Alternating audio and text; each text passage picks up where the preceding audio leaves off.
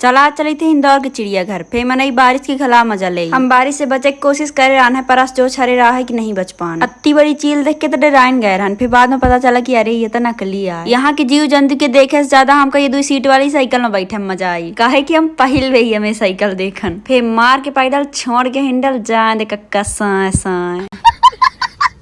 ये साइकिल में सवार होके हमका पूरा जू घूमे है। फे हमका दिखाने यहाँ अजीब गरीब दर्पण। कौनो में हम मोट का छोट का दिखाई थे तो कौनो में लंबे या पातर।